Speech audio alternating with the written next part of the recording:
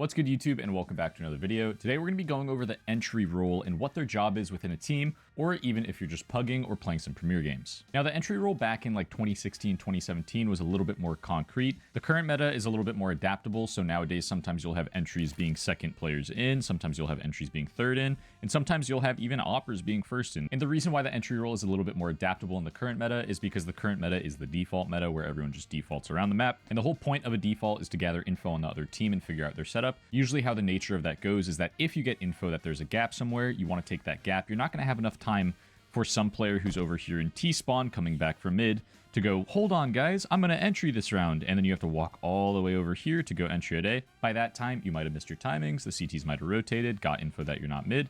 And now the entry role has just cost you a round. So basically what I'm trying to say is everyone should know how to entry, everyone should know how to fill this role, and we'll get into the nitty gritty now. Like I was saying earlier, because the way the meta is currently where you just default a ton, a lot of times the entry role on a map like Mirage would be the mid default.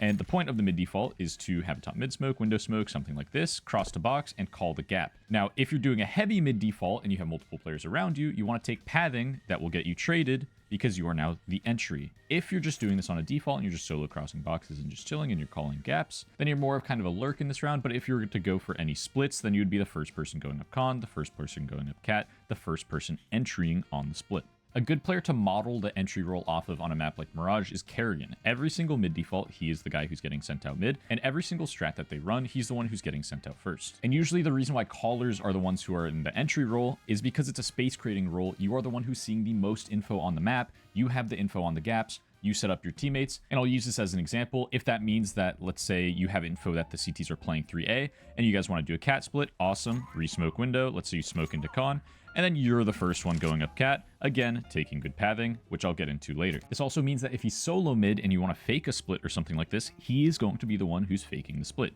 He will smoke window, someone will smoke top con for him, and he'll be the one going through con smoke when you guys are doing an A exec, and he's going to try and catch a gap and kind of turn into the lurking around like this. Again, adaptable. But before we get into pathing, I'd like you guys to check out today's sponsor, SkinSearch. Buying skins can be hard with so many sites to choose from, but this is where SkinSearch comes in. SkinSearch compiles all of the biggest and most trusted CS marketplaces into one search bar, letting you find your desired skin for the absolute best price. It was created by Sparkles with the goal of helping the CS community find their dream skins at the lowest prices possible. It has trade-up contract calculators, real value inventory assessments, and allows most currencies so that everyone can have their best opportunity at getting that dream skin. If you want to check them out, click the link in my description, and let's get back to the video. Now, the main concept that we need to talk about when we're talking about pathing is tradability. That is the main core concept that needs to be upheld at all times when you're pathing into bomb sites. And what this will look like is, let's say we're going beyond Mirage. Usually the first person will jump out the window and scale like this, and just clear all these angles. And all these fights are not supposed to be good for you. They're supposed to be good to trade. So if I jump out of apartments and I have my teammate throwing over apartments flashes, this guy's going to get blind. Maybe he'll drop a smoke and he'll tuck. The cat player is going to be coming up trying to like help with the apps fight. And this is when you're going to swing wide and try and kill this cat player. The most important part of entering, and I will lay this out right here, the most important part of entering is calling where you're pathing. How many times have you guys jumped out of apartments trying to entry B, you die, and then you spectate your second and third player who's supposed to be trading you, and they're out balcony or they're sitting van. All it takes is for you to say, I'm jumping out window, someone trade me, and someone should be jumping out window and trading you. Or you could just say, I'm pathing out window, someone follow me, awesome. And no one's going to sit here and go, I don't want to trade my guy. I want to go balcony. They're going to follow you. This small thing of calling your pathing will save you so many rounds, and it's such a little simple concept. And notice how I said the point of you going out the window is not for you to get kills, it's for you to get traded.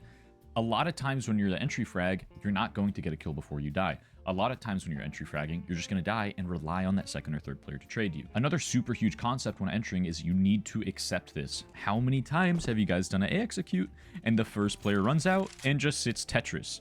What's going to happen when you sit Tetris? Well, some player from default can kill you, not get traded by your ramp players. Some player from under palace can kill you, not get traded from the ramp players. The jungle players can come over here and throw an Apex flash that pops along this wall, full blinds you, doesn't blind the under palace player, doesn't blind the default player, and you guys just get mowed down. This wouldn't happen if you took the pathing of going under palace to default, maybe scaling towards CT, because if you guys threw stair in jungle, you want to take spawn in your post plant, and you get into CT, you have a teammate trading you the whole time because you called your pathing, and you take the bomb site. And the reason why people will path Tetris so much as the first player is because these fights feel really good for like 2 seconds until the other team realizes you're out ramp. All it takes is one flash or one simple peek from the CTs, and yes, the fights might be okay for you for 2 seconds. Then the CTs rotate in, you're stuck Tetris, you get flashed, you get mollied, you get stuffed, and you lose the round. Those 2 seconds where this fight feels really good for you are the 2 seconds that you should be using to take site. Even something as simple as calling, "I'm entering out the window, trade me," I will call in my pugs. I will even call in FPL games, because even though in an environment like FPL, everyone should know the first guy's going out the window, it's never confirmed until you say it. It takes 2 seconds to calm, and it will save you so many rounds. All in all, the entry role encompasses a lot of concepts, and you need to be adaptable on the entry role, depending on if you're running a strat, running a default, or calling for your team on certain gaps. But if you understand the fundamentals that I just described in this video, you're going to be better than 99% of entries in this game, and that's not just a statistic I'm throwing out there. Even in my 3k elo face it pugs, very basic things like this don't get done. But anyway, that's going to wrap it up. If you guys enjoyed, I offer one-on-one coaching, which I'll link down in the description. And if you guys like this video, go ahead and drop a like and a sub. I'm also thinking about doing a pathing video where I go over the pathing on each map on each site. If you guys would like that, go ahead and let me know in the comments. Thank you guys for watching, and I'll see you guys in the next one.